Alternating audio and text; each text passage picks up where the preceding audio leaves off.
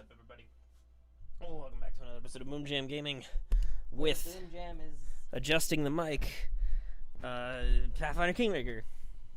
and Boom Jam dodging questions. I'm not dodging questions. No questions that would matter. That's for darn sure. I always answer things that matter, not crazy questions like who do I love more. But anyway, I am just here looking for my phone so that I can monitor things. Could you call it? Because it could be anywhere. It could be anyone.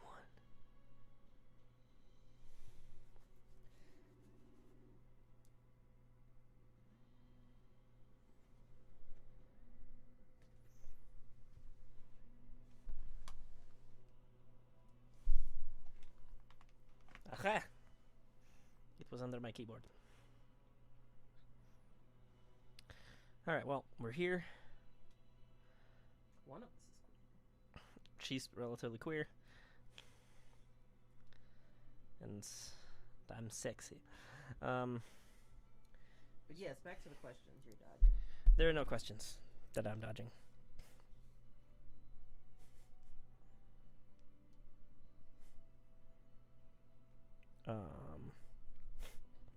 He is a smart man, though. He knows that there's no good way to answer that question. There's no question to answer, Steele. Thank you. There's no question that could be answered by anything. Nope. It's a simple question, my love. Don't no. You say you love me more, but do you love me more than you love Skyrim? I legally am not required to answer that question. That is a cop-out, and you know it. I don't think anything I've said is any kind of cop-out. Don't forget to send it to the Discord. Nor were the you sent it to the Discord. Nor were the follow-up questions regarding Claire Redfield or Ada Wong. Yes, those were the follow-up versions of the question because he was just muttering to himself and refused to give me an answer. I said that I love you very much, and that is the only answer that you need to be happy. You love me more than you love Claire Redfield. I love you a lot. I love you so much. That doesn't answer the question. Pooter enjoys laying on the keyboard. There's a video thing for videos. Okay, so you told me to put it on the Discord, knowing that I do not know how to navigate the Discord, when you could have just as easily done it. Yes, please do. I'm here to do this, the thing. I'm under the blankets because I'm cold. That doesn't affect the thing. All I'm saying is Claire Redfield would have put it on the Discord without all this hassle. Wow. Mm-hmm. Yeah, I said it.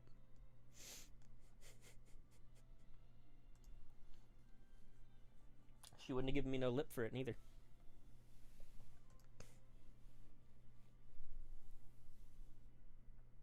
I've been like, hey, could you please do this thing? And she'd be like, yeah, okay. Easy enough.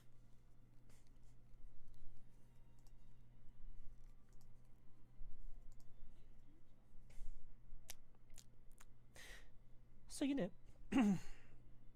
Anyway, what are our quests? What am I doing? I have so many things to do. What is your name? What is your quest? What is the airspeed velocity of an unladen swallow?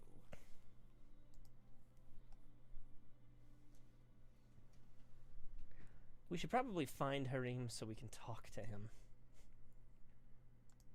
Wherever the motherfucker is. I mean, true. But it's fun to make him squirm at least a little bit. The real answer is probably disappointing. Yeah. Like Yamcha. Like Yamcha. I do not know what this Yamcha is, but it sounds disappointing.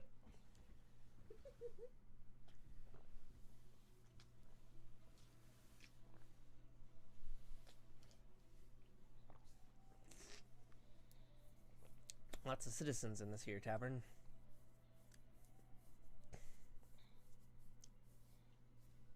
Oh, man. A barkeep. I just thought about something. I should stop by you, Grace. I'm Elena, the innkeeper. I will have to plan your birthday party accordingly, because I doubt we're all going to want to get sloshed the night before Luis's wedding. Yeah, but you know I'm not a big drinker anyway. But everybody else is. And the other guys are in the wedding as well. And a bunch of us will also be attending. And then we're probably going to get sloshed there. So... And yes, you have a point. Claire would agree, and then the password to the Discord would suddenly be guarded by a radioactive pooter and require seven different pieces in order to actually access the password. This is accurate, but she'd do it without complaining. And she'd do it well, because she's Claire goddamn Redfield. The most powerful of the Redfields. Chris is the strongest, but Claire has the most power. It would be guarded by a radioactive pooter. Oh, look, cheese! So many things. Oh my god, she has so much shit! I love that would be the only thing dangerous about him, though. Yup. It's like, he's just radioactive. He's just still pooter. Just glowing green.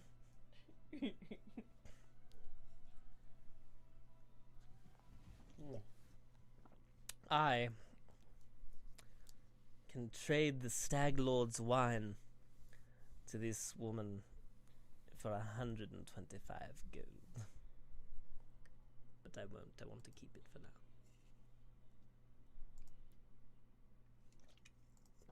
Tell me about yourself. I like to talk, especially about myself. Where are you from? What land? Which family? Hail from the River Kingdoms, Tomb, to be precise. I'm from a farming community, just like about everybody from around here. Or from around there. There's more fertile land and pasture there than anywhere in the River Kingdoms. Except for maybe Seven Arches. The folks who grow crops and tend cattle are well respected there, but at the same time they live in constant danger. There's too many bad people, too lazy to work all day, but don't mind taking other people's things.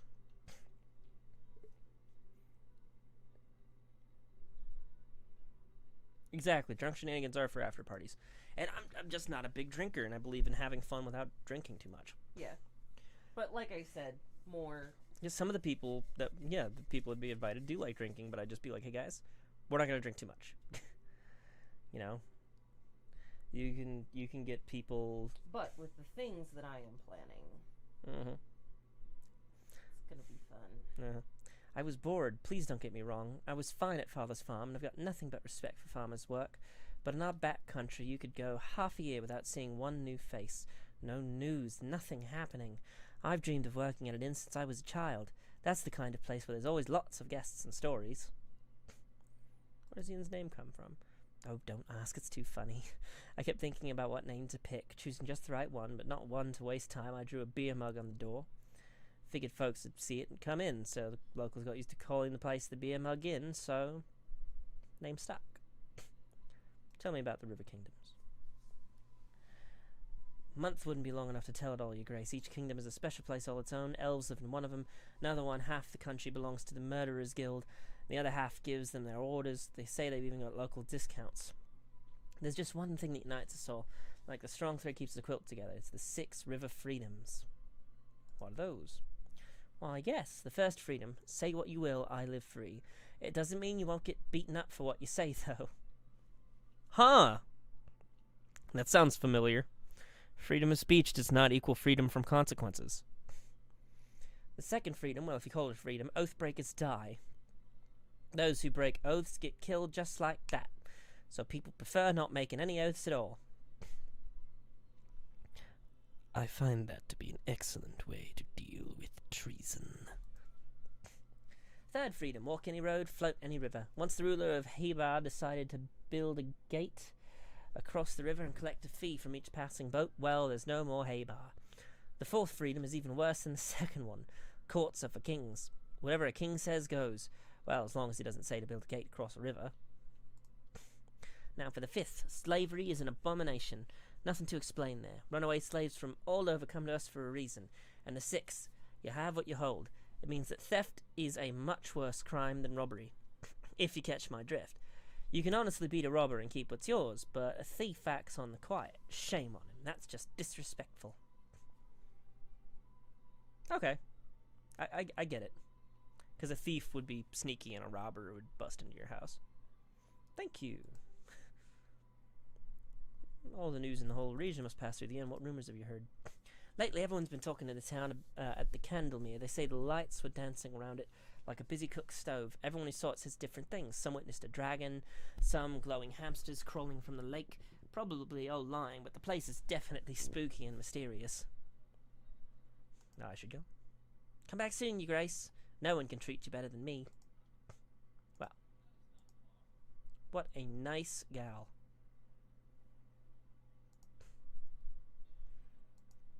I'm not going to steal anything from her.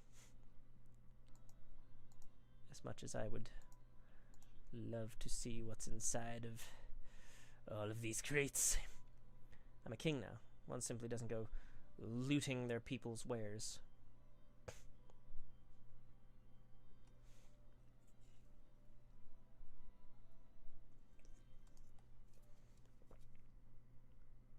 But I'm going to go upstairs to see. There we go. I was wondering where I'd find my companions. Jathal.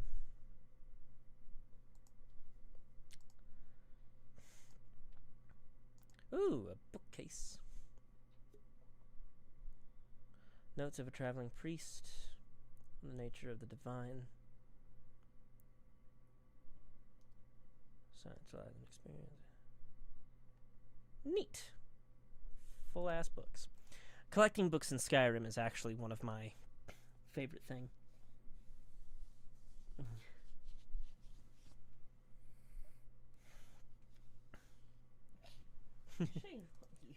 Shame on you.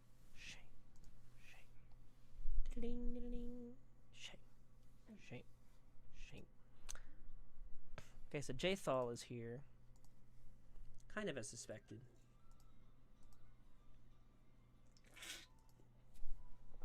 I was expecting to find more folks, though. Hey, look, the wall's getting built.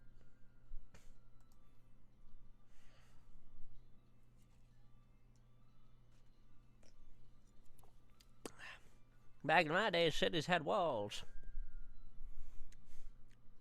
Oh, so it's okay for a city to have a wall? Yeah, to keep bandits out.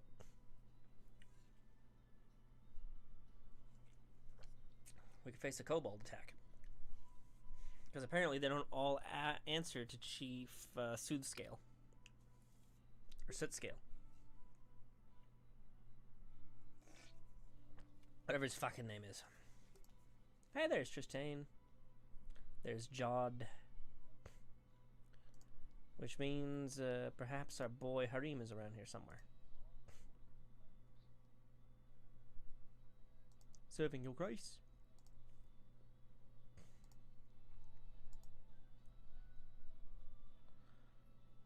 Traveling merchant. Who are you people?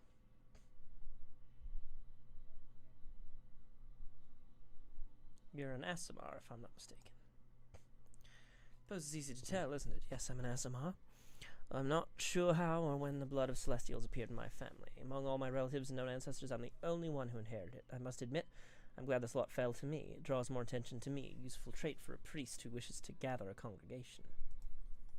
With pleasure, Abadar is the god of cities, law, merchants, and wealth. The core of his teachings is simple. Law and order allows civilization to develop, which allows people to live in peace and prosperity. If Erastil favors old customs, small settlements, and simple trades like hunting, then Abadir patronizes development, complex trades, order, and entrepreneurship. Alright. Each priest of Abadar finds something personal in serving him. Some believe that law is the main aspect of their faith, and they guard it zealously. Others put the well-being of society above all. I personally follow Abadar's teachings, say that civilization must penetrate the wildest savage lands and help people live in comfort and safety. Sounds a little colonial, the way that he believes it, but I do believe that well-being of society is important. How'd you come to be in my barony? That's a long story and not a terribly... Divinity in Pathfinder makes almost no sense, but for the best reason. I'll be glad to hear some more about that. Not a terribly exciting one. I was born and raised in Absalom, but saw little point in staying there. Once the purpose in promoting the faith of Abadar in a city already so large and well developed. I was drawn to backwater places where civilization was just beginning to emerge. Thanks! Gives me such joy to see the first stones of a new settlement being laid, or to see the wilderness that once harbored monsters and criminals become a safe, cozy home for people. Okay, you saved it. Devoted my life to my travels, choosing to visit places like your barony. Allow me to say, it's a place after my own heart, a city growing over the remains of a bandit lord's lair is the exact sort of triumph of civilization Abadar prescribes. Hope my skills as a priest will be of service to these lands and their citizens. If you're so eager to help citizens, why do you charge for your services? Part of Abadar's philosophy. The rules of trade and exchange developed for a reason. They help bring order to our world and mustn't be broken without need. The opportunity to get what one desires for no effort is a corrupting effect on souls. Okay, fair enough. I have to go. Not to get too leftist, but my whole philosophy is that we pay taxes so that the government will do certain things to us. We are working for those things. The pushback is, oh, if people get something for nothing, they won't want to... That's not it. We are working. We pay taxes. That tax money should be for the benefit of all of us. Not just for the people we put in power to continue to line their pockets and live the good life and be taken care of for the rest of their life, because congressmen and all of them they get their forever health care and bodyguards and whatever, and we pay for all that. Yep. Apparently Obama doesn't get forever bodyguards. I think he's the last president that gets it, though. No, I think Bush is the last president that gets it. Congress saw fit to take it away while Obama was president, which seems super fair.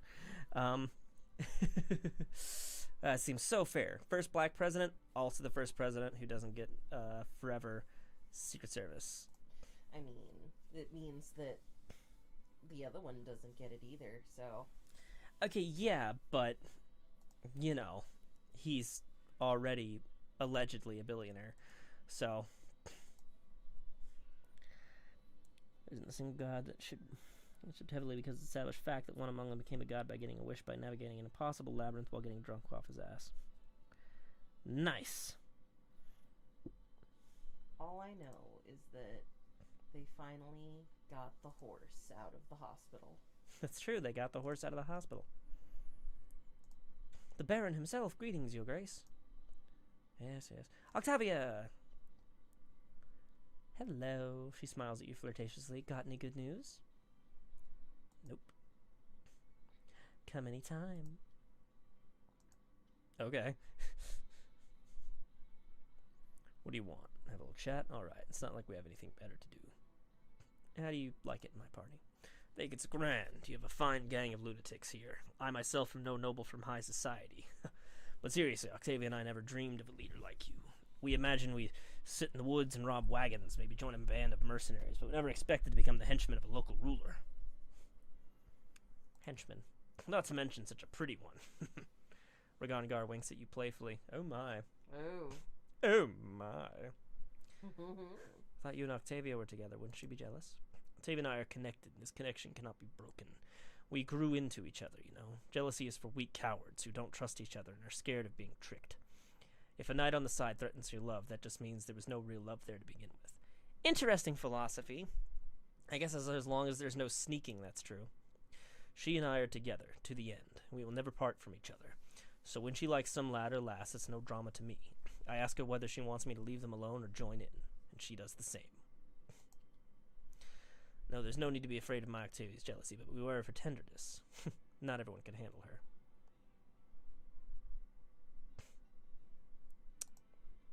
You serious? Better not joke like that. What if I happen to like you too? Half-orc approaches you closely and locks eyes with you. What if it's not a joke, huh? Goddamn. After a pause, he steps back and laughs heartily. I'm joking. Or am I? We can discuss it later, another time and place. Oh my god, that's awesome. I have to go. So long. Want to know anything else, just ask. Don't be shy. Just don't go pale when I answer. I have to go. I have to go. I'm relatively sure that Arthur is straight, but, he is feeling a little flustered. Oh my. Oh look, things. I mean, he does have a thing for half-orcs. He does have a thing for half-orcs.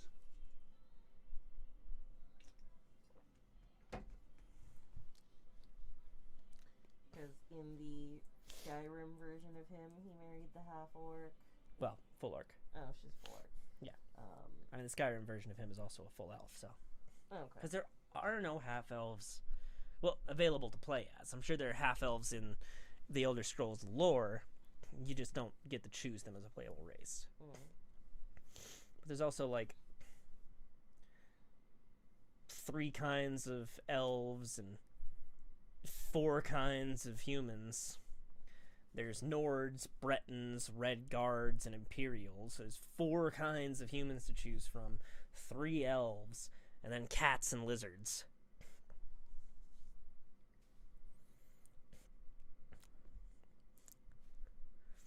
Hey, that's you.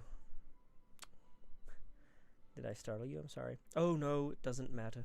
Just contemplating the futility of existence and the worthlessness of the universe. The ways of Grotus are great. My humble mortal minds cannot fully grasp them, but I do what I can. Grotus is the god of the end times, a sentient and cruel moonlet that looks down upon the boneyard and waits for the last living soul to die. When Pharasma judges the last soul after the last living body dies on the material plane, Grotus will descend to the boneyard and move on to the material plane to clean up and pack the dust away for another reality. No one really knows what Grotus is going to do once the last soul is judged, but it is generally accepted that it will not be pleasant. Jesus Christ. Tell me about your past. My life is divided into 2 parts. First was filled with blind wandering, doubts, and attempts to serve Torag. Second part began when I accepted Grotus to my soul and received a clear vision of the world. What exactly would you like to know? Where are you from? My life story began in Larad, a city of dwarven clerics and acolytes. They served Torag and the other dwarven gods, Torag's brothers, Angrad and Magrim, Torag's wife Fulgrit, his daughter Bolka, his sons Grundinar, Coles and Trud, and also Torag's sister Drangvit. Hurrim curves his lips in contempt. I wouldn't be surprised if they built a temple to Torag's pet dog.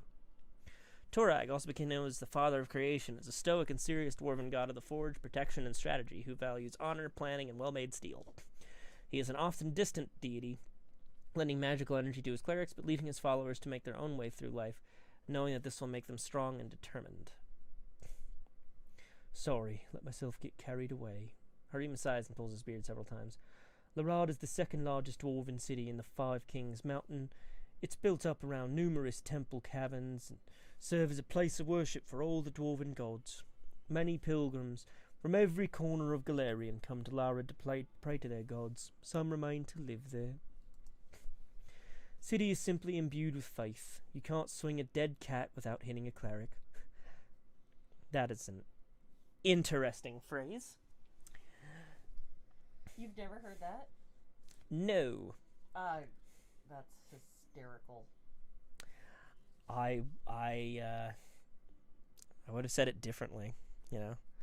Like, you can't punch a cleric without tripping over a cleric into a pile of clerics. It's no surprise, inspired by the aura of this city, that I decided as a young boy to dedicate all my efforts to become a cleric of Torag. So you once tried to serve Torag? Not just tried.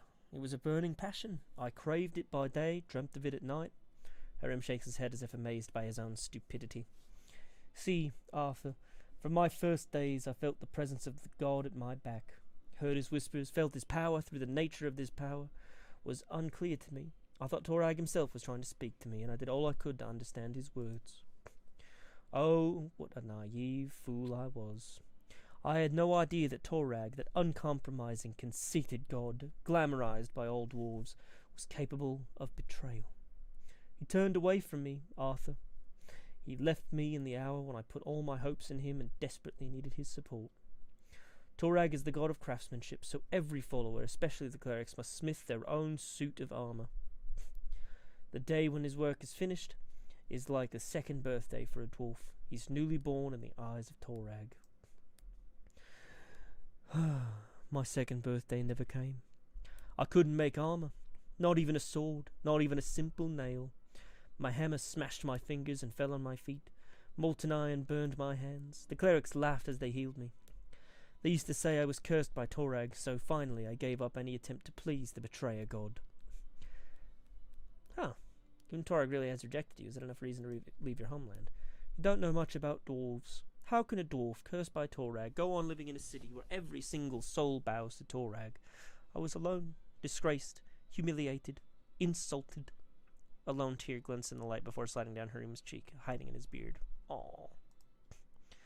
I was trying to drown my sorrows in drink, but even the owner of the cheapest pub on the road would laugh at me when he put those mugs in front of me. Couldn't take it any longer. I wanted everything to end. There's one thing that kept me going. Prevented me from ending my life. I could still hear that divine whisper behind my back. It was yet faint. Took a long time before I could hear it clearly, but having heard it once, I can never forget it. It was clear that none of Larad's deities favoured me, so I left the Five Kings Mountain and went out searching. Didn't think dwarves ever worshipped Grotus. How did you learn about him? Oh, but that blessed day became the beginning of a new life. Alone and abandoned by all, I spent many dull hours in a filthy tavern by the roadside. Don't recall the town, or even the country. I had no money. In fact, all I had was a hunk of stale bread. I was weary and had almost fainted from hunger. And that was the moment when the whisper of my god became more clear. It was like he was calling me. At last, all my sufferings had come to an end. It was a miracle, Arthur Eldarian Hoster, and I had paid full price for it with my torments. Couldn't control myself. I walked out of the tavern and straight to the nearest forest. There I found the ruined temple of Aradin, the lost god. Several figures clad in robes were holding a silent service there, service to a god I knew nothing of. None minded when I stood beside them. For the first time in my life I felt myself at home. Aradin was the immortal Aslanti who raised the Starstone from the bottom of the inner sea in 1 AR, and in doing so founded the city of Absalom and ascended to godhood. Prophecy told of his return to Galarian at the beginning of a new age of glory. On the eve of his return, however, his clerics were cut off from his power, and terrible storms racked the world. Now presumed dead, Aradin's demise ushered the current age of lost omens. Yeah, spooky. My new brothers told me that they were served as clerics of Grotus, the god of end times. They were traveling around Galarian, spreading the teachings of Grotus, despite all persecution, contempt, and misjudgment they received from others.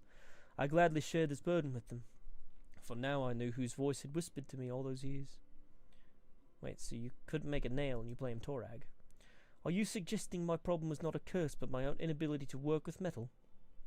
Or maybe you're saying I was just too lazy? Harim looks into your eyes defiantly, his hands trembling with suppressed rage as he runs his fingers over his beard. You're a fool if you think so, an ignorant fool. Have you ever met a dwarf who couldn't handle a smith's hammer? Even our children craft knives. No, Torag is the cause of my sufferings. The betrayer god deliberately cursed me just to make a laughing stock of me. But I won't let myself get angry at you, Arthur. You're an ignorant and blind soul, and my aim is to guide you through this dying world that marches towards its end. I'll open your eyes or die trying. Grotus will be pleased by either outcome. Let's talk about something else. I think we've spent enough time talking to him. I want to do other stuff. I love how much the characters have to say, and it's good to know that this is where he is. Much easier to find him in the future. Citizens. Hello, good citizens. It is I, your leader, the Baron. Right, take a tanned half-elf merchant gives you polite bow. Let me take a look at your wares. Ooh, a longsword +2. Jesus Christ, that's expensive. Ah, boots of elvenkind. Why are you wearing such things? I am. Who else could use such a thing? A shock longbow +1. That's this stuff is red. But expensive as shit, and I gotta save up money so I can pay back that dude. It's gonna cost me 60,000 Greckles.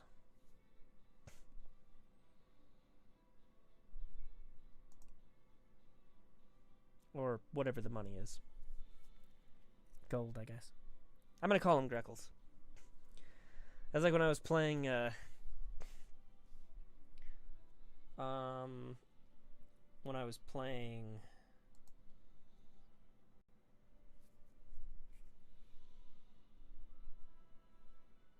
Kingdom Come Deliverance. I don't remember the currency in that game because I don't even remember what country it takes place in. Some smaller country in Europe that I'm not super familiar with.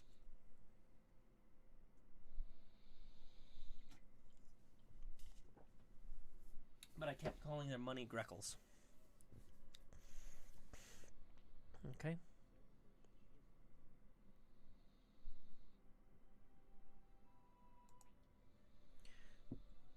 Oh, I've got to claim it. Bald Hilltop.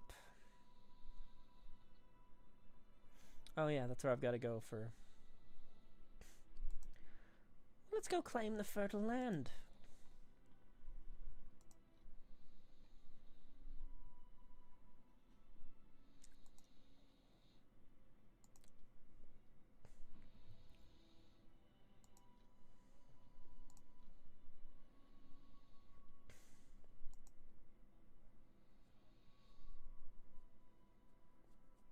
Resource claimed. Okay. Ruins of an old temple.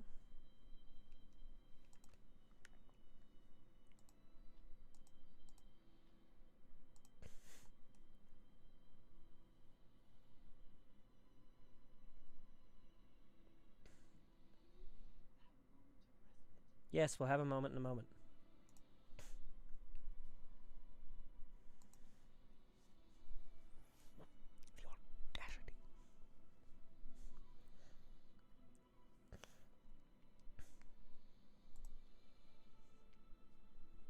Guess we're out of things to say to each other.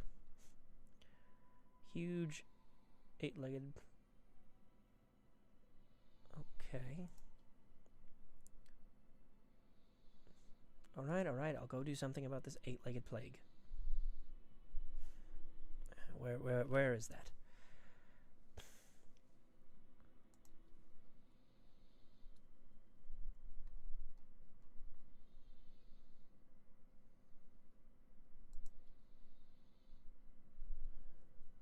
Alright, that guy.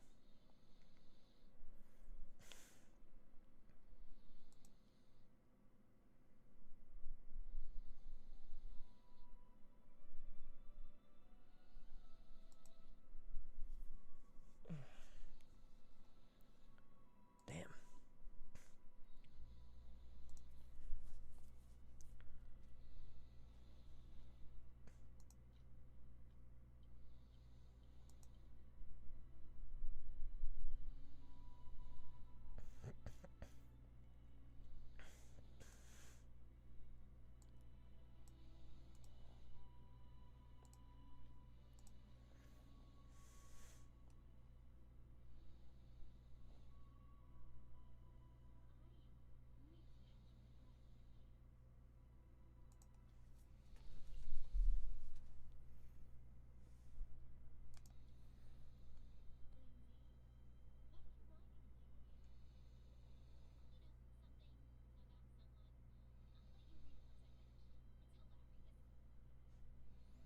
I want to know now.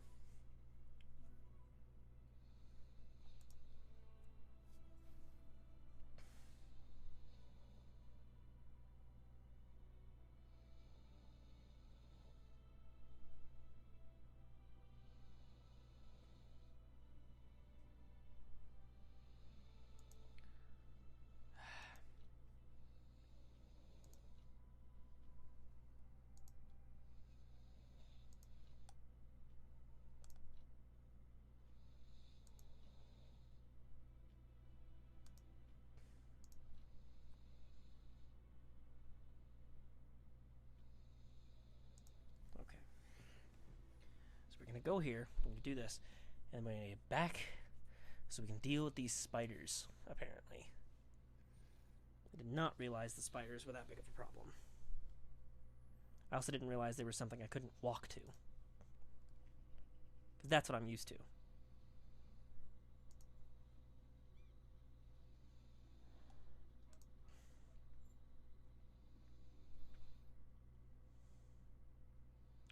How'd you like to become my court alchemist?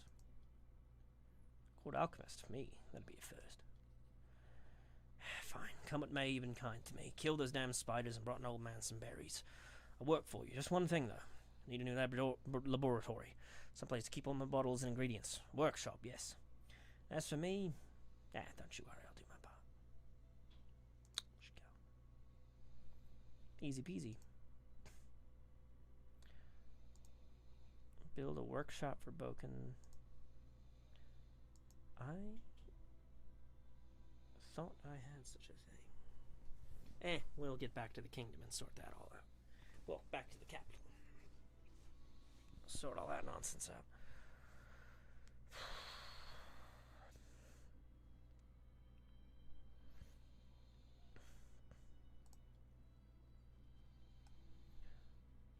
What is artisans? You've met an artisan, a special character can craft equipment for you, tough armor, powerful weapons, blah blah blah blah blah. When you're an artisan, it's troublesome and expensive. If you decide whether you want to keep a particular artisan, every artisan you find will ask for a favor. As soon as you fulfill the request, a workshop blueprint will appear in the settlement. An artisan with a workshop will receive payment from the treasury and crafts or weapons. Okay. Boring.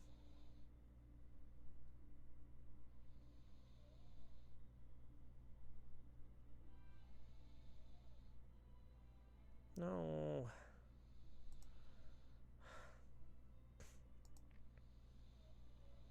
Eight-legged plague.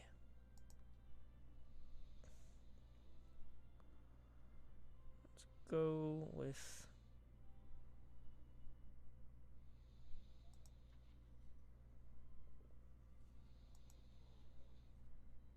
Let's go with him doing it. Because I've got Tristane with us. And that's its own problem.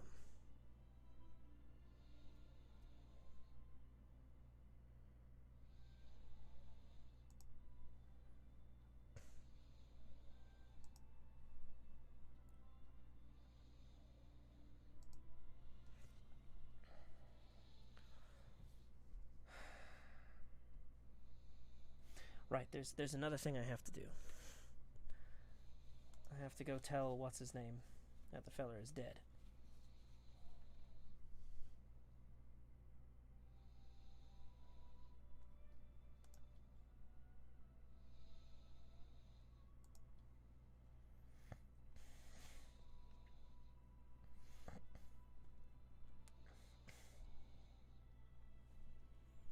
Just reward, show trouble, riverbed nightmare.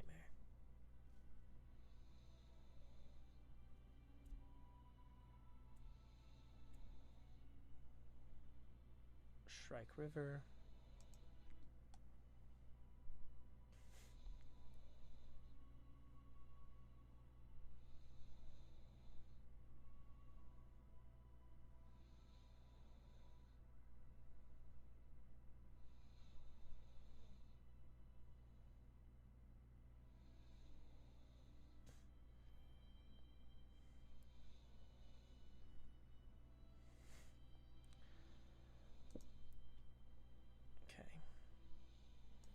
We will hit up this old outpost. Yes, yes, we'll rest.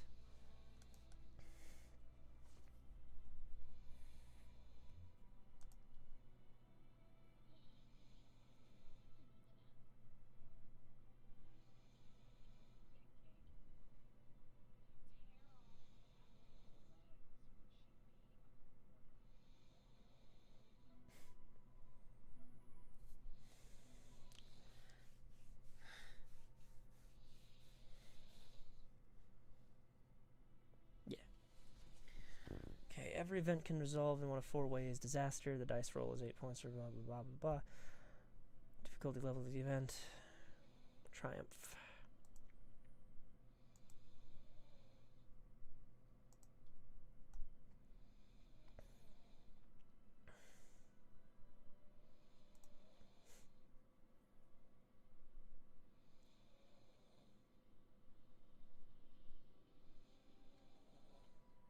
We will claim that.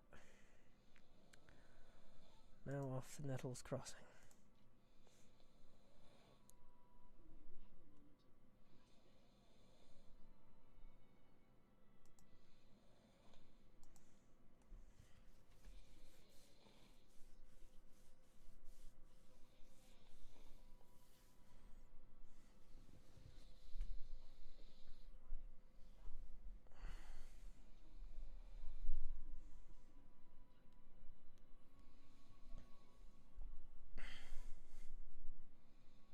Oh no, I spoiled the meal.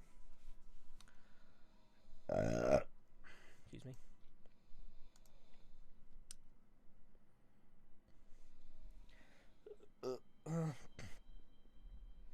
Making resurrection a difficult task. Alright.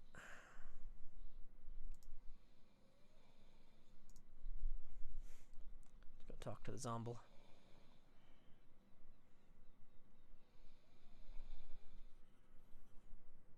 Dead. Pharasma awaits farewell. An innocent soul from eternal torment, Arthur. Yours is truly a noble soul. Nature of curses, Davik Nettle.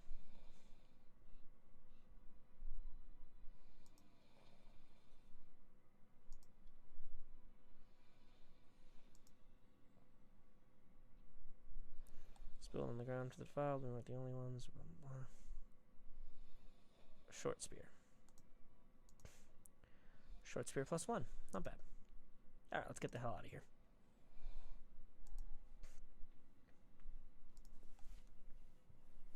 Click that kingdom tab, see if we can't figure out how to build a alchemist workshop for the fella. I'm Lindsay.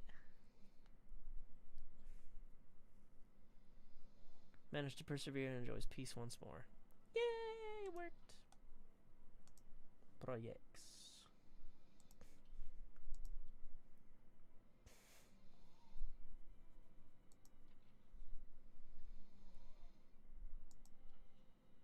Okay. BP.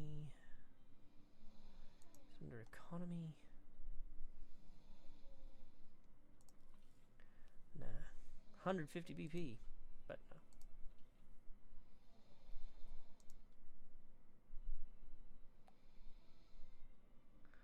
I'll wait on that.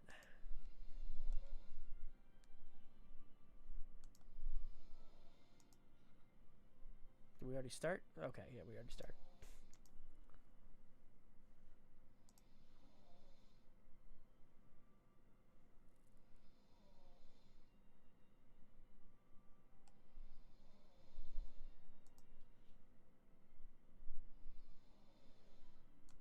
Okay. Training, economy, regions. Claim the outskirts. Map.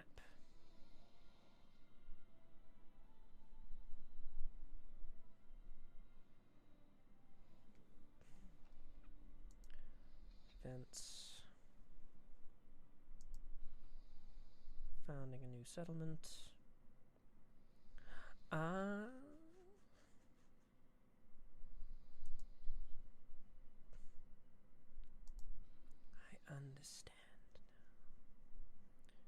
trade guard. Get ready to twerk. I like trade guard.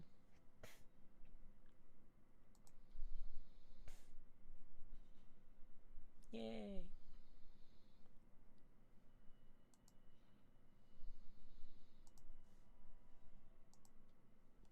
Go ahead and enter this place.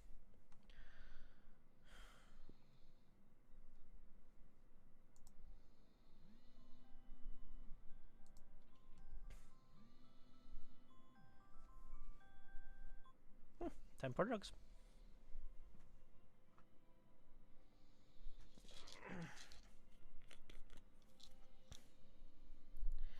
We figured it out. Like I said, all of the money that I make adventuring pretty much is just going to go into BP because I feel like building up my settlement is far more important than my own personal wealth.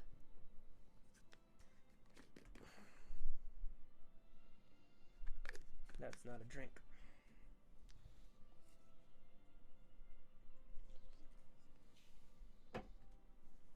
I almost tried to drink melatonin gummies.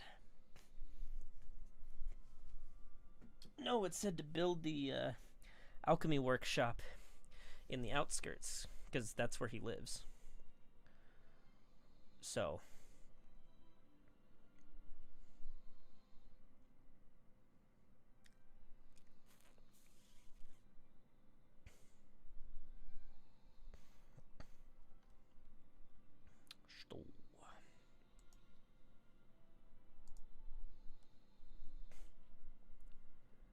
Yeah, probably purchase some.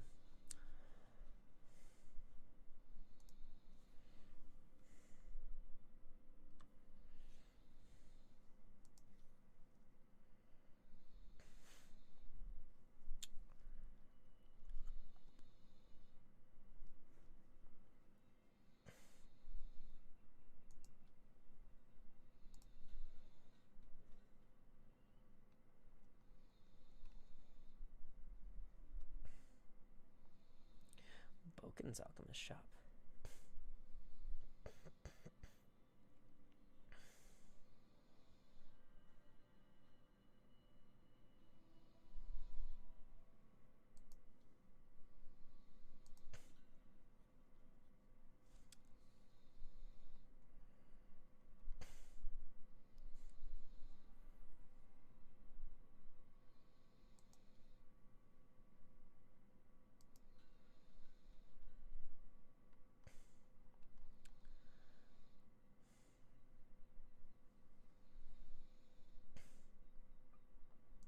Alright, good enough for me. I know it's inefficient, but that's what the game told me to do. And again, in a way it makes sense. He lives out there. You know? That's like where he's comfortable. So, in the grand scheme of things, who am I to deny that? Let's check the journal again. Hanging quests. All these are good. Ancient curse. Long bear anybody attacked by an ancient curse in just 1 month. I don't know whether it's true or not. We should probably prepare somehow. Turn into a frog.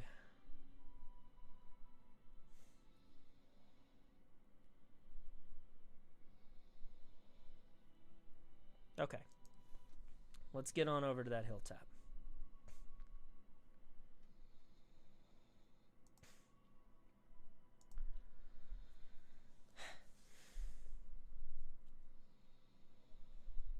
Hopefully I've left myself enough time.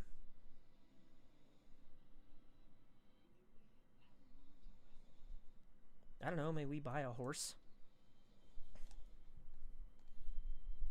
I think that would be good.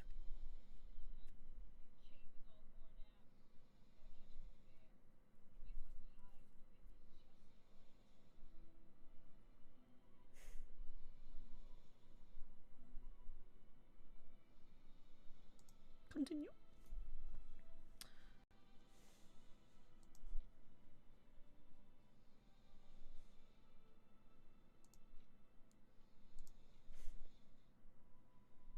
on top of Old Smoky.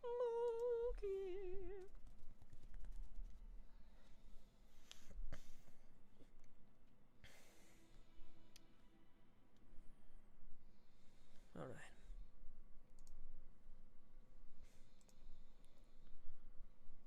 Okay.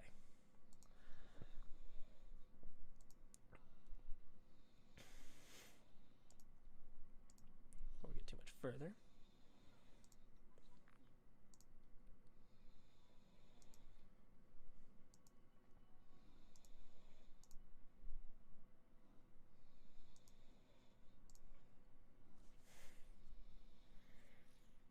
The 3 people most vulnerable. Alright, let's go. Oh, hello.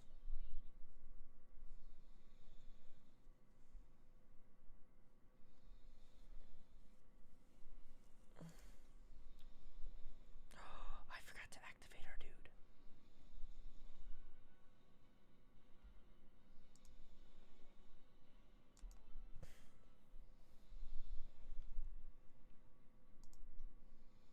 A little bit of courage.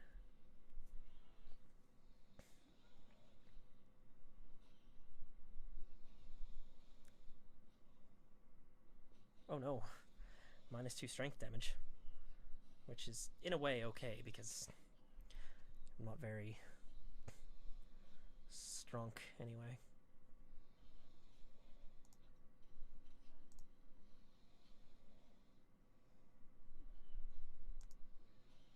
Greater giant spider.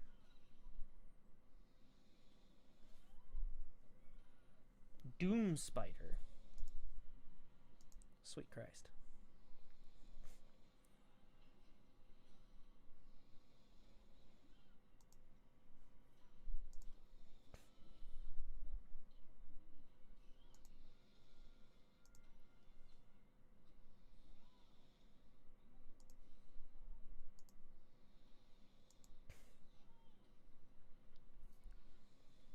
What?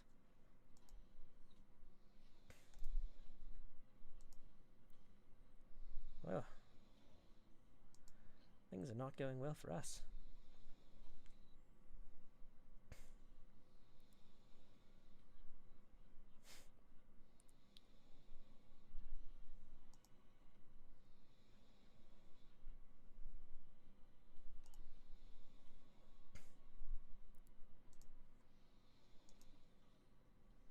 Don't know who this feller is, but I'm going to enfeeble him. Shield he cast.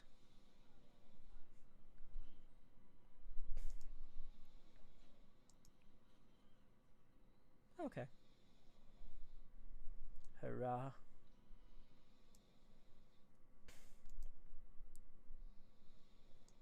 I don't know who this person was. A ring.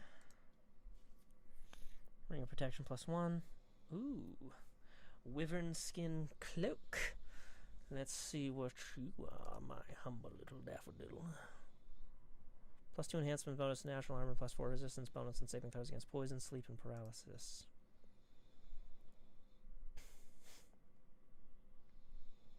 On all saving throws. Sorry, this is just too good. It's too good not to have.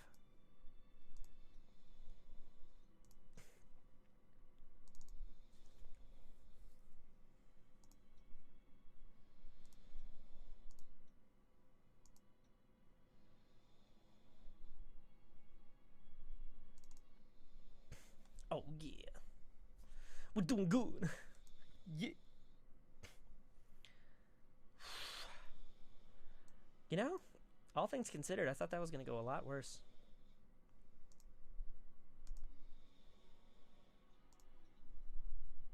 I thought we were in a heap of trouble.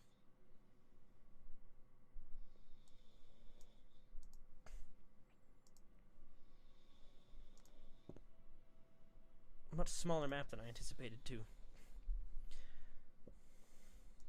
Ah, well. At least I got all of the spells activated and stuff. That guy was weird, whoever the silky fellow was. Did we get any weapons from him? I really only paid attention to the clothing. flail +1, short spear +1, glaive +1. I can give the flail +1 to Harim. Not really planning on using the fella anytime soon because I really like my party makeup. But abandon hope and embrace the inevitable end. That's the kind of speech that Harim's companions must endure every single day.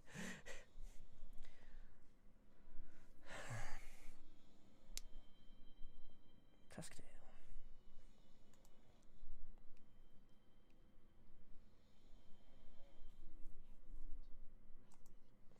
We will rest in a minute. Throne room.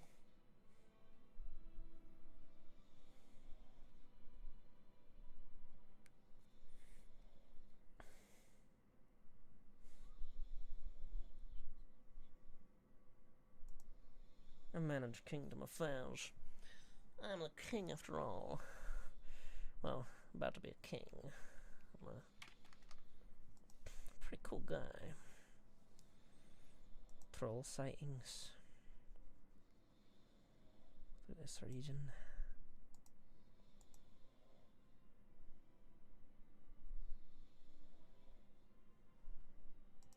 Oh, he's currently doing a thing.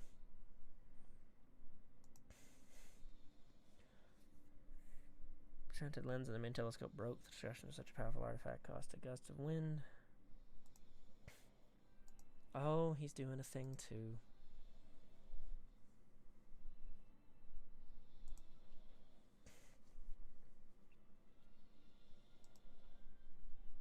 Right.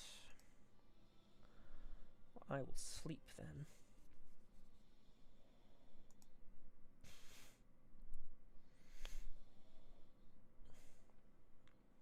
And then I need to find a vendor to sell some of the vendor trash. By which I mean weapons that no one's going to use.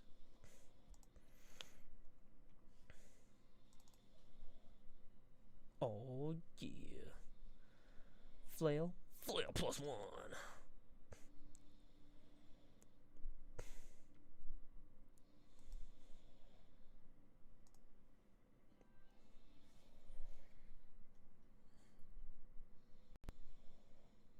There we go.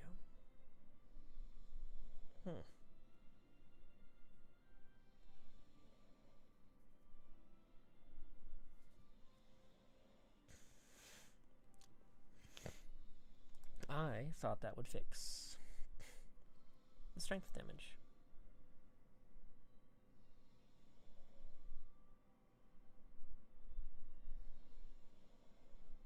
Oh, hey. I should go. Indubitably. Storyteller, have I picked up anything for you?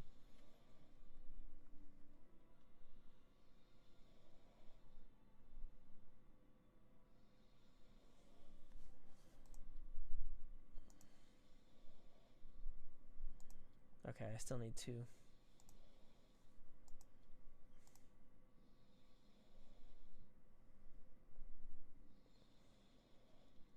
Anyway, let's get back to kingdom running. Well, I hope Lesser Restoration will. I have definitely blown a friggin' thing in the past. Okay, so wait for a report is all that we've got to currently do.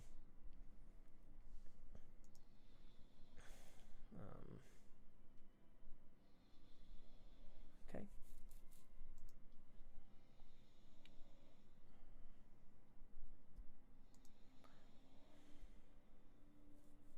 We'll try resting again. And if that doesn't work, we'll get that lesser restoration going.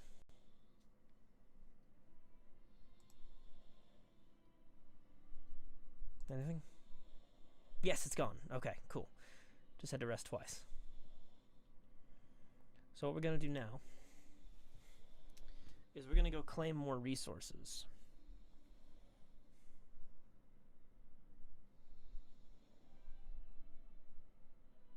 What the hell?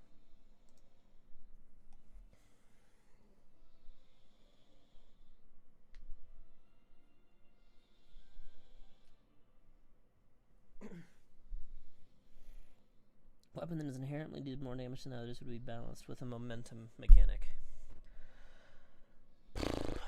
By momentum, do you mean to implement it in such a way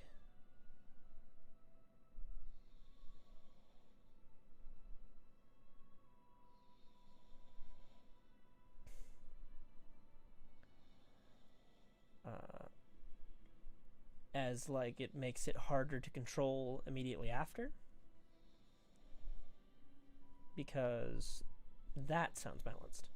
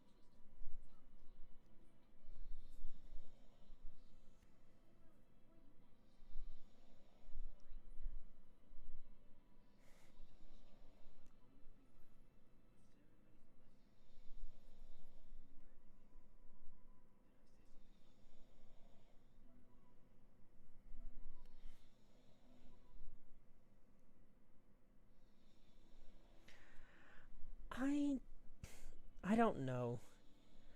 That honestly sounds like it would complicate the weapon and might just make it,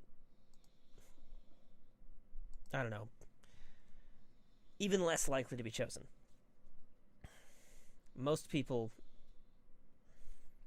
don't even choose flail. From my experiences, I've certainly never chosen a flail. But I feel like that would make it inherently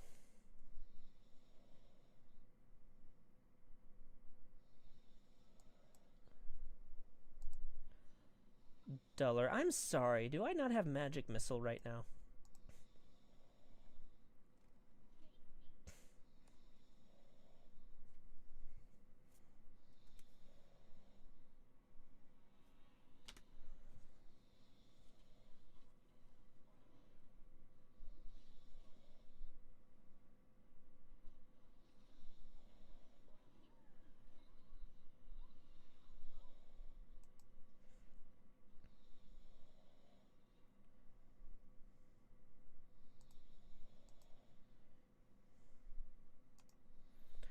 Okay, I need to check my goddamn spell book. Something's up.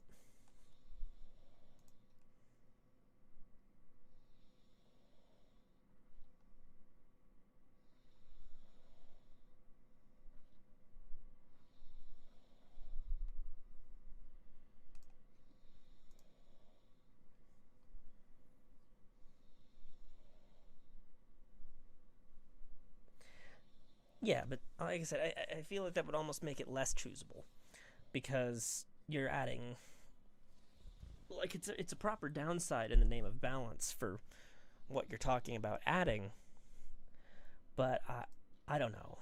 I feel like this is now a melee weapon with extra rules, you know, and it's like, why would I choose this? It's one more thing to keep track of. In like 3.5 or something, it would make sense, maybe, because that's a game that already has a shit ton going on. So for most people, just be like, oh, it's just one more thing. But I feel like for say 5e, that's not a rule that I'd implement. Just because 5e being my preferred edition is, you know, it's all about simplicity. Excuse me.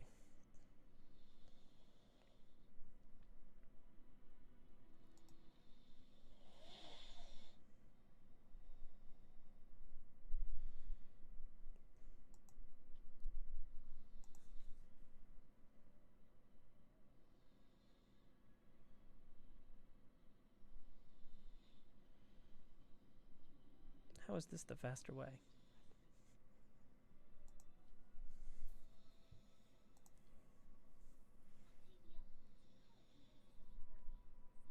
Yes, a fighting style or a feat. I'd say a feat. Because, I mean, Crossbow Master does a specific thing. Although Crossbow Master actually also secretly helps with other ranged weapons, the way that it's written.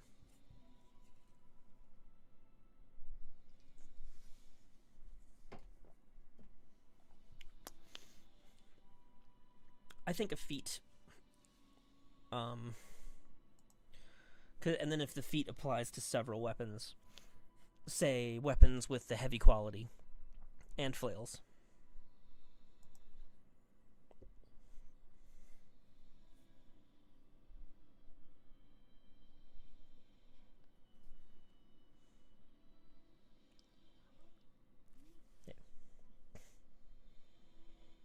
Yeah, 3.5, admittedly, your characters can do a little bit more, but it's more complicated as the trade-off.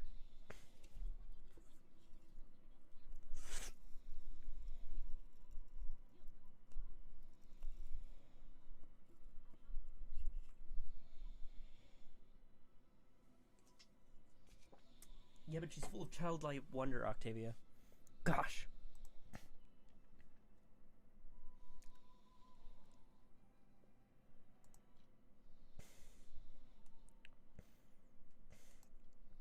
Enter. Speak, friend, and enter. Ooh, look at my shit. It's nice now.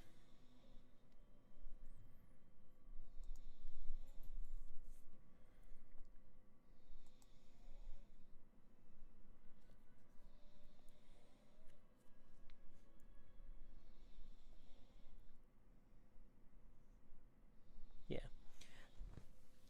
I love Tasha's as a book. It has added so many wonderful things. Things that I like, and things that make homebrewing things easier. The man before you reeks of vanity. His black hair is curled, styled, and generously waxed from the hair atop his head to the points of his mustache. His cheeks and forehead are powdered white, giving him a pallid look. His hand rests casually on the golden hilt of his rapier. Stefano Mosconi. Approaches, a mean, sly smile appears on his face, clearly practiced and prepared in advance. Ah, the ruler of this barony. I'm flattered by your attention. Sir Stefano Mosconi of Pitax at your service. What brings a Pitaxian noble to my barony? What news of Pitax? Life in Pitax is splendid, thank you. All thanks to the fine work of my king and sovereign, Crastusio Iravetti. Our city definitely prospers. A stark contrast to your own crumbling hamlet.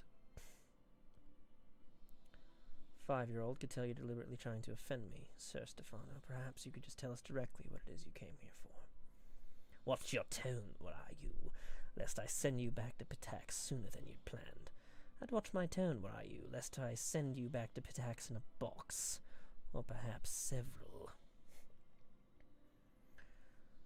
Always open to criticism, so long as it's fair and reasonable. I'm going to go with the neutral approach here, though.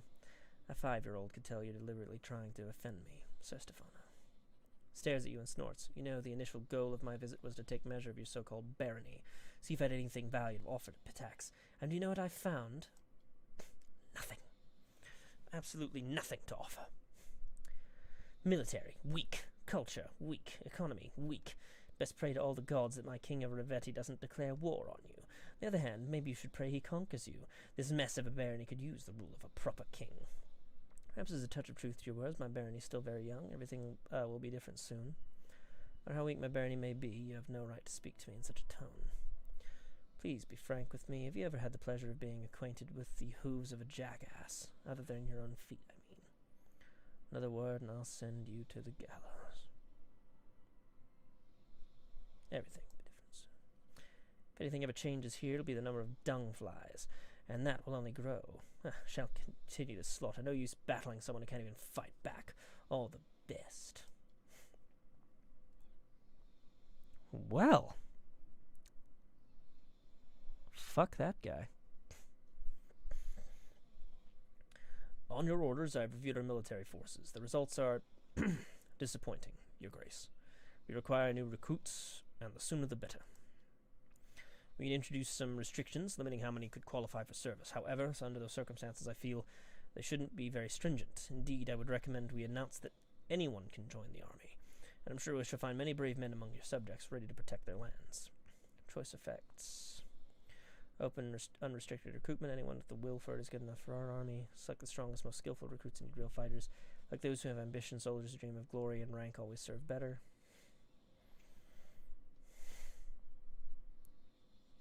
I'm going to go with his, anyone with the will for it is good enough for our army. Wonderful, Your Grace. Begin recruiting new soldiers immediately. I think that would be a good thing. We want volunteers. We can train them to be better. My priests. Lindsay, you're not a priest. Grace, we are victorious. We fought off another spider invasion. We defeated the strange dryad who led them.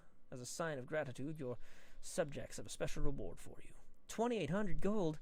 I'll invest that in the kingdom immediately.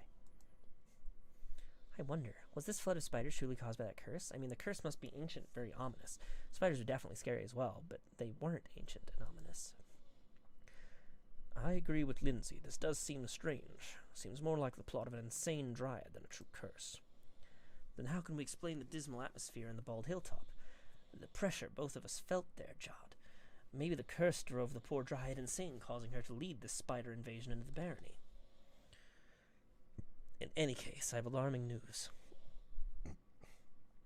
As soon as the spider invasion was over, I visited the hilltop again. It's grown quiet once more, just as gloomy. I don't think the curse is broken, just laying low, like a monster that rests before it feeds again. How much time do we have? Well, a fair amount. I'd say half a year, even more. Now that the bald hilltop is quiet again, I can feel its evil will. I'm sure we have enough time to prepare for the next attack. I want to deal with this problem once and for all. What do you recommend? Yes, let's level the bald hilltop to the ground and put an end to the curse. I don't think. I doubt we'll be able to defeat it in such a straightforward fashion. The heart of the curse is undoubtedly centered on the bald hilltop, but the spiders appeared all throughout the barony. I don't think we're going to do any damage to the curse by destroying the hilltop. I would expect exactly the opposite. We'd only provoke it into attacking again, immediately on the heels of the last. Now, the best we can do for now is make sure we're prepared for the next attack. Don't be such a pessimist, Tristan. Tristan. Might truly be able to overcome the curse, but only by studying it thoroughly. Your Grace, I will gather all the information available in the situation and get to work. Well, let's prepare for the next attack. Very wise. If only we knew more about the curse, we might figure out some way to fight it. I don't understand. I spoke to the locals. They never had any spider invasions before, and nothing happened to the bald hilltop before either. Now both spiders and the curse, right when the new barony appeared in the stolen lands, all of this seems highly coincidental. I agree. I don't think it's a coincidence. I think someone is trying to drag us out. Get ready for anything, Octavia, what you doing in here? Hey, girl. Nah, I don't have any news. Come anytime. There are other people here. Anyway. Speaking of which, characters. Okay, good. That's the Dex problem has gone away. Check that kingdom menu again.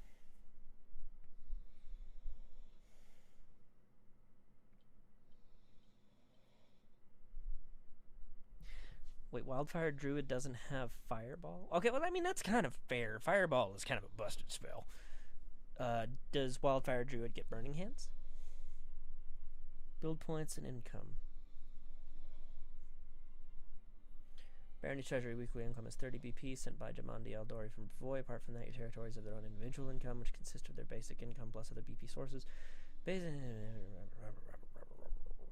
Rabble. Locals aboard don't know what to do. Success. Fantastic. Important visitors arrive in the castle, demands an audience at once. I figure, we've already done that. Baron granted the advisor an audience to discuss the matter at hand. Visitors met with the Baron. Okay. Trade taxes. Some half-elf trading fabric in the capital discovered a loophole in the law, make it possible to avoid paying most taxes. Quickly, measures should be taken immediately or the treasury will take a loss.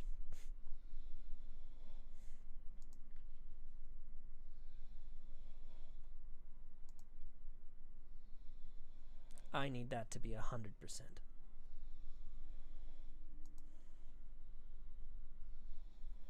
Mysterious cult.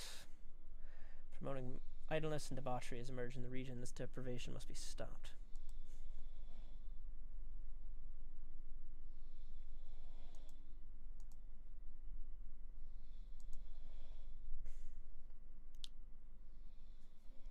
"18 days. Alright, what are my advisors currently working on?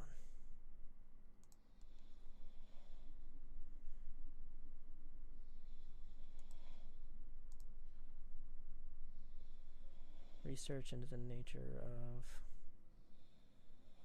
something. Alright. Let's rank up.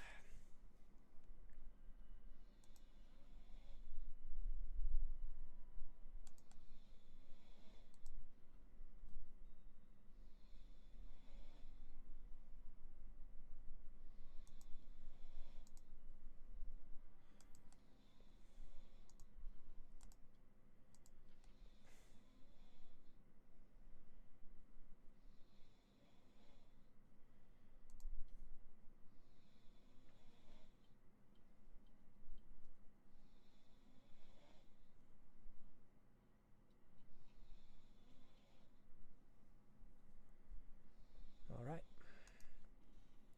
Military reached rank 2. And the Court Alchemist is good. Enchanted Wind. Failure. Whatever. Troll sightings. Oops.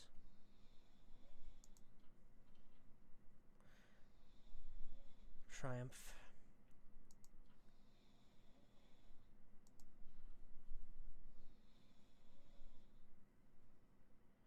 Resolving the loyalty of citizens in the barony. Let's go with him on that. Start the project in a moment.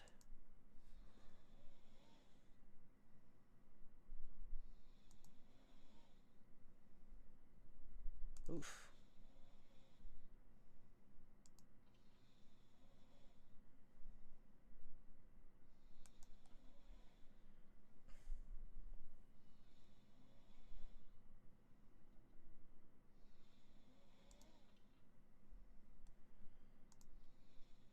Still doing that, okay.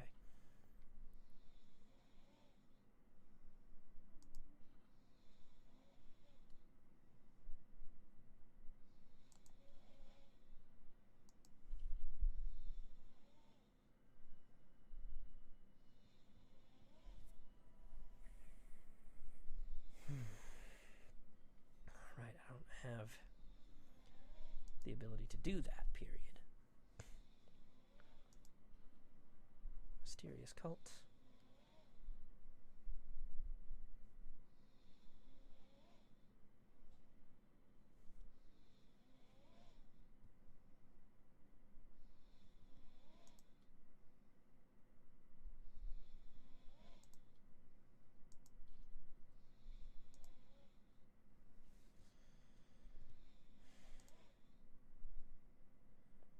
Ah, yes, because I totally know the months.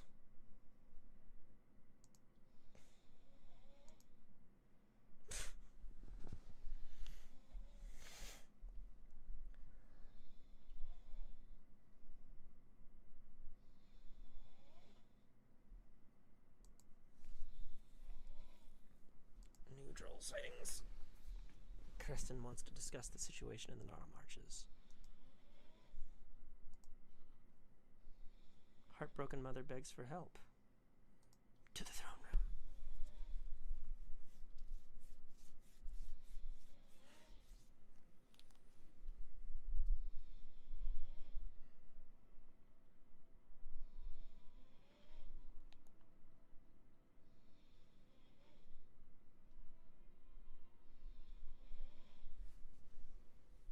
Okay. Peasant woman, her face soaked with tears, approaches you quickly.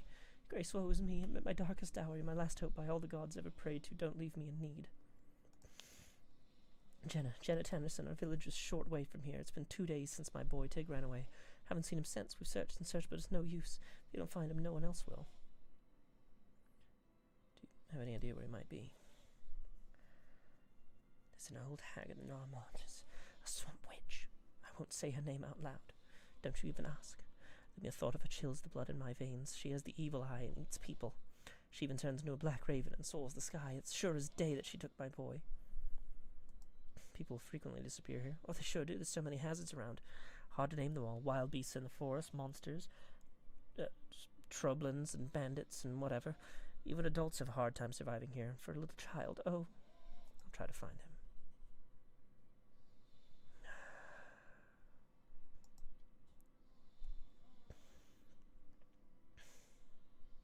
Child roam through the woods wherever seasoned adventurers might be nothing but a snack. Ill news from the marches again. Are many trolls there, but now people are afraid to leave their houses. While it said to be swarming with them, and the hunters were the first ones to notice, came to the merchants delivering packages. First, I took the reports for gossip, thought it was just fear talking, but a group of merchants recently reported that most of the trolls seem to be lurking around the house of one Bartholomew Delgado, an odd mage living out in the wilds all by himself. Saying so many trolls out there, nobody can reach Bartholomew for fear of the beasts. Trolls are up to something, and the strange Bartholomew fellow is already tangled up in it somehow. If the wizard's gotten some idea in his head to conspire with trolls, we should make it to move and hit them with a preemptive strike. However, if the trolls are coming for him rather than to him, it'd be an enormous help if you could pay a visit to him and figure out what's going on. Recommend haste. Alright.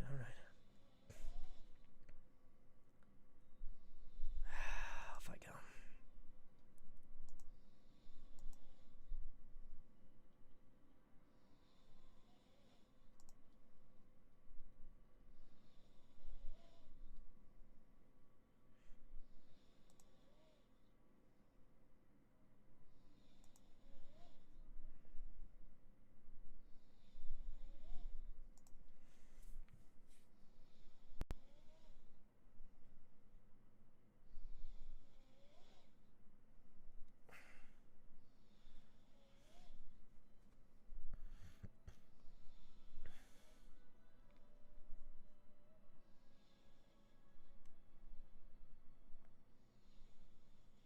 Revivify is cool, though. Just now seeing your thing, I'm very focused on all this.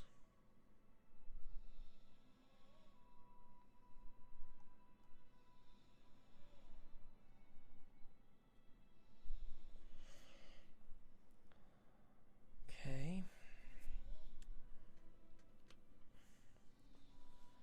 Curse gains power. Trouble. Lost child.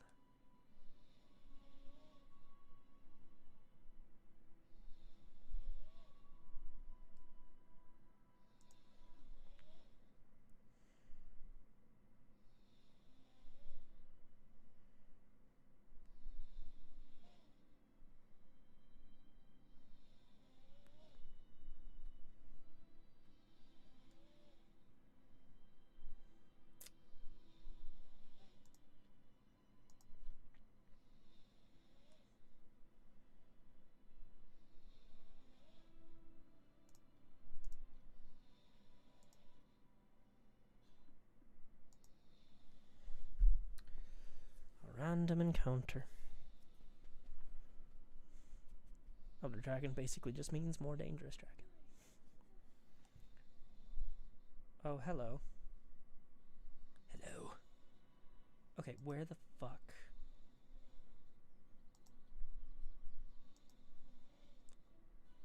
Are my...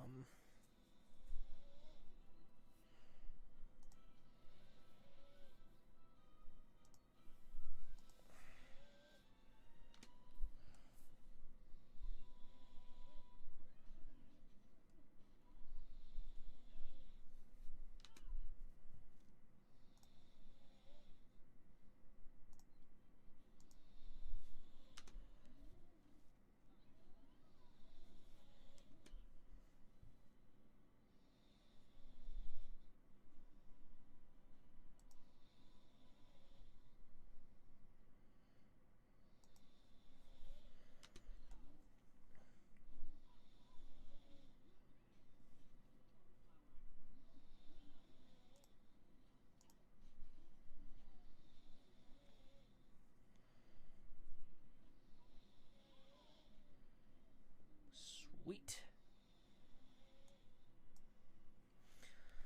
Elderly half-elf stands before you, his sun-bleached hair reveal him as a seasoned traveler, and the confidence with which he holds his bow reveals him a seasoned warrior. His cart full of various items, well, seems a trader as well. Damn trolls, almost died from the stink alone. Almost had me. Since when are trolls not afraid of fire? Good thing I know a few flasks of acid among my goods. Thank you for your timely rescue, friends. A few moments more I would have. Whoever rules this land gives little care to its safety. Formerly safe trade roads are given to trolls, not a guard to be seen. Where are my manners? I am Dalton from Miven. Merchant by trade, who are you? Baron of these lands, your words are fair. I'll do what I can to make the roads safer. Oh, I beg your forgiveness, your grace.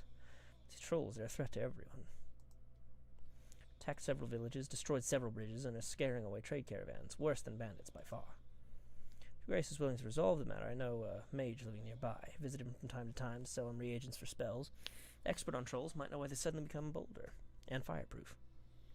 Lone house has been revealed.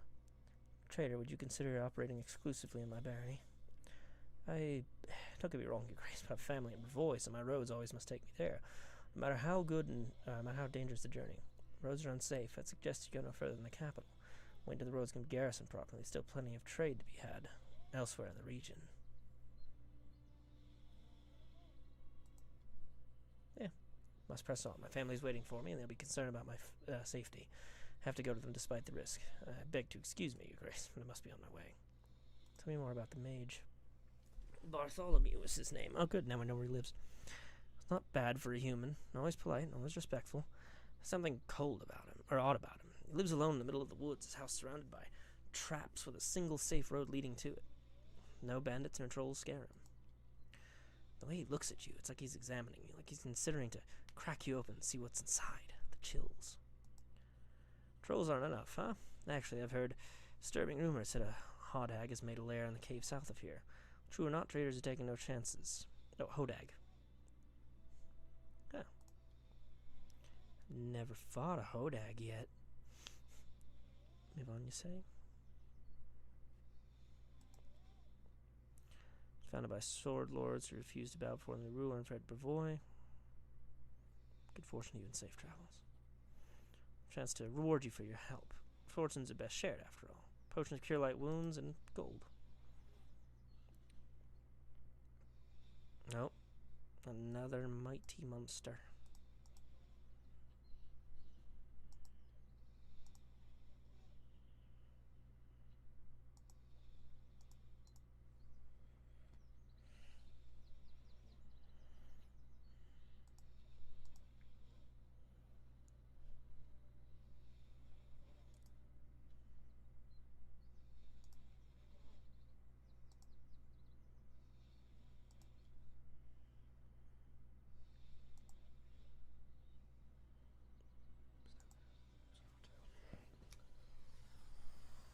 Alrighty.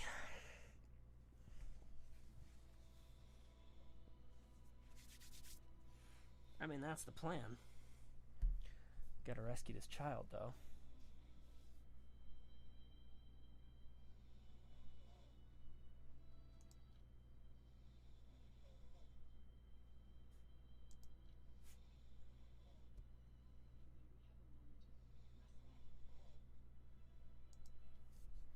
Yes, we can rest. Anyway.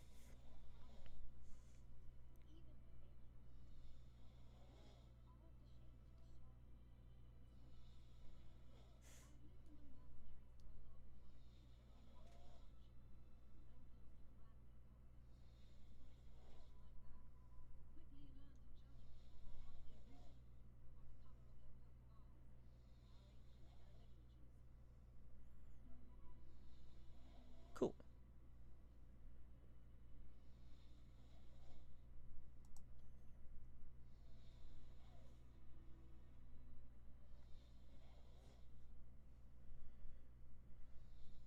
A lizard folk village? Well, howdy ho!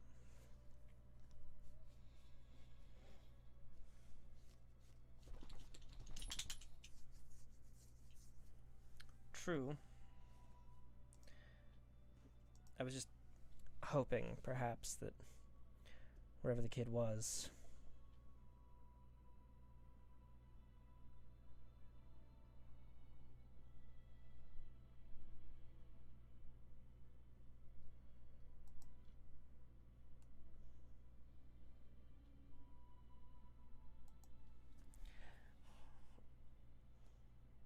enter the lone tower.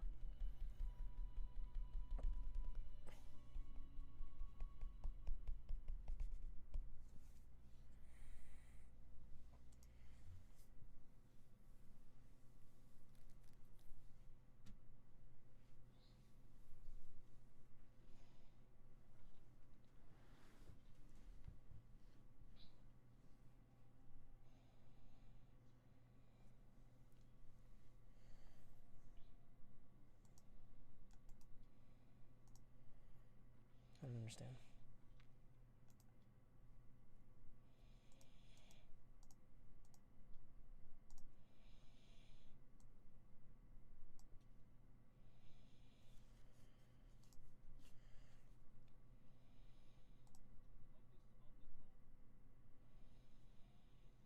Okay, well, at least I made it available again.